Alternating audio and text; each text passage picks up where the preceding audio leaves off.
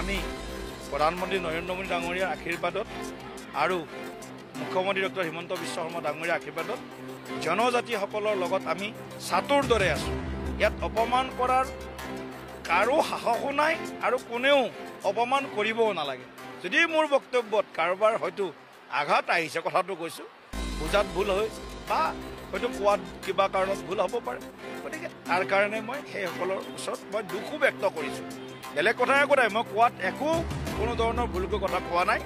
কিন্তু যদি ক'ৰবাত বুজাত বা ইয়াৰ যিটো ইণ্টাৰপ্ৰিটেশ্যন বেলেগ ধৰণে কৰা হৈছে, তাৰ কাৰণে মোক কোনোবা অঞ্চলত মানে নিষিদ্ধ কৰিছে, জনজাতি অঞ্চলত, মই সন্মানীয় ট্ৰাইবেল সংঘৰ নেতাসকলকো মই এইটো আহ্বান জনাইছোঁ যে মোৰ বক্তব্য যি আহিছে তাত মই কোনো জনজাতীয় লোকক মানে অসন্মান কৰা বা তেওঁলোকৰ বিৰুদ্ধে কিবা অৱস্থান গ্ৰহণ কৰা, এইবিলাক আমাৰ সপোনৰ বিষয় নহয়।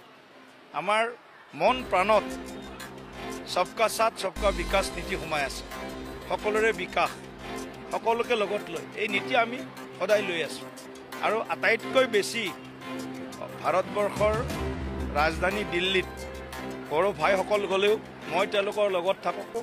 গতিকে এইটো লৈ এছাম হয়তো কোনোবাই অলপ বেলেগ ধৰণে মোৰ বক্তব্যক ৰাজনীতিকৰণ কৰিব বিচাৰিছে।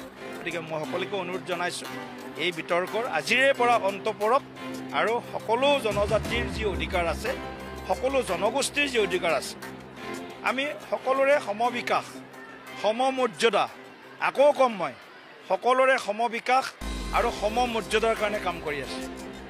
গতিকে তাত কেতিয়াও আমি তাত কোনো আপোচ নকৰোঁ। কিন্তু জনজাতিক অপমান কৰাৰো আমাৰ ধৃষ্টতা নাই। মই এটা কথাই স্পষ্ট কৰিব বিচাৰিছোঁ যে জনজাতি ভাই বন্ধুসকলৰ বা ভগ্নী ভাতৃসকলৰ চেণ্টিমেণ্টত কিবা আঘাত দিয়া কথা মই এষাৰো কোৱা নাই।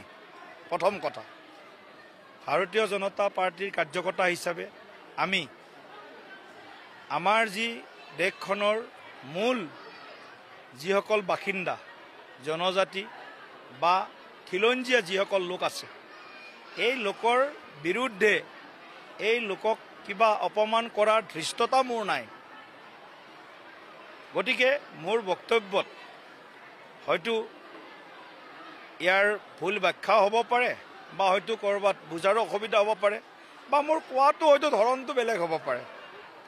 গতিকে ইয়াৰ কাৰণে মই জনজাতি ভাইসকলক বিনম্ৰভাৱে অনুৰোধ জনাইছোঁ যে ইয়াক লৈ কোনো ধৰণৰ আৰু বিতৰ্কৰ অৱকাশ নাই।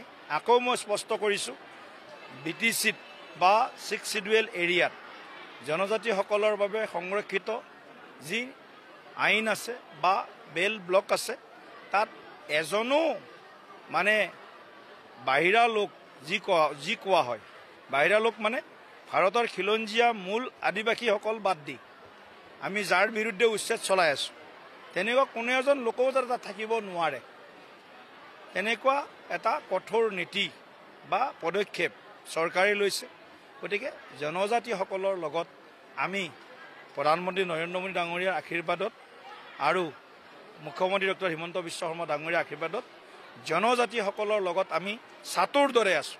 ইয়াত অপমান কৰাৰ কাৰো সাহসো নাই আৰু কোনেও অপমান কৰিবও নালাগে। যদি মোৰ বক্তব্যত কাৰোবাৰ হয়তো আঘাত আহিছে, কথাটো কৈছোঁ, বুজাত ভুল হৈ বা হয়তো কোৱাত কিবা কাৰণত ভুল হ'ব পাৰে, গতিকে তাৰ কাৰণে মই সেইসকলৰ ওচৰত মই দুখো ব্যক্ত কৰিছোঁ। বেলেগ কথা একো নাই, মই কোৱাত একো কোনো ধৰণৰ ভুলকৈ কথা কোৱা নাই। কিন্তু যদি ক'ৰবাত বুজাত বা ইয়াৰ যিটো ইণ্টাৰপ্ৰিটেশ্যন বেলেগ ধৰণে কৰা হৈছে, তাৰ কাৰণে মোক কোনোবা অঞ্চলত মানে নিষিদ্ধ কৰিছে, জনজাতি অঞ্চলত, মই সন্মানীয় ট্ৰাইবেল সংঘৰ নেতাসকলকো মই এইটো আহ্বান জনাইছোঁ যে মোৰ বক্তব্য যি আহিছিল তাত মই কোনো জনজাতীয় লোকক মানে অসন্মান কৰা বা তেওঁলোকৰ বিৰুদ্ধে কিবা অৱস্থান গ্ৰহণ কৰা, এইবিলাক আমাৰ সপোনৰ বিষয় নহয়।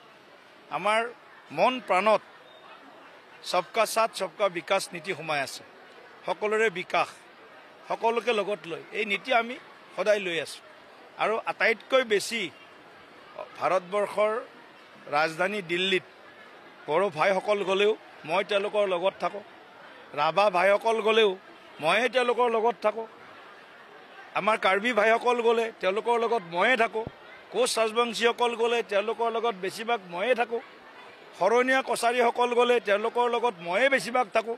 গতিকে এইটো লৈ এছাম হয়তো কোনোবাই অলপ বেলেগ ধৰণে মোৰ বক্তব্যক ৰাজনীতিকৰণ কৰিব বিচাৰিছে। গতিকে মই সকলোকে অনুৰোধ জনাইছোঁ, এই বিতৰ্কৰ আজিৰে পৰা অন্ত পৰক আৰু সকলো জনজাতিৰ যি অধিকাৰ আছে, সকলো জনগোষ্ঠীৰ যি অধিকাৰ আছে, আমি সকলোৰে সমবিকাশ, সমমৰ্যাদা, আকৌ কম মই সকলোৰে সমবিকাশ আৰু সমমৰ্যাদাৰ কাৰণে কাম কৰি আছোঁ। গতিকে তাত কেতিয়াও আমি তাত কোনো আপোচ নকৰোঁ, কিন্তু জনজাতিক অপমান কৰাৰো আমাৰ ধৃষ্টতা নাই।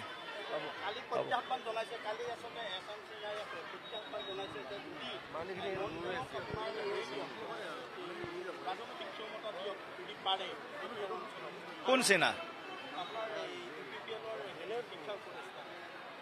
তেখেতটো মই জনাত কোনোবা এখন কলেজৰ অধ্যক্ষ, কোনোবা এখন কলেজৰো অধ্যক্ষ, ছায়েন্স কলেজ নে ক'ৰ কোকৰাঝাৰৰ। তেখেতৰ বিৰুদ্ধেতো চৰকাৰে ব্যৱস্থা ল'ব লাগে, তেখেতৰ বিৰুদ্ধে চৰকাৰে ব্যৱস্থা ল'ব লাগে। যেন অধ্যক্ষ, কলেজৰ অধ্যক্ষ এজন কেনেকৈ ৰাজনৈতিক বিষয় এটাত, যদিও মই ৰাজনৈতিক বিষয় বুলি কৈছোঁ, এই ধৰণৰ বিষয়ত তেওঁ কেনেকৈ মাত মাতিব পাৰে? তেওঁৰ বিৰুদ্ধে মানে আইনীগত ব্যৱস্থা গ্ৰহণ কৰিব লাগে BTR চৰকাৰে।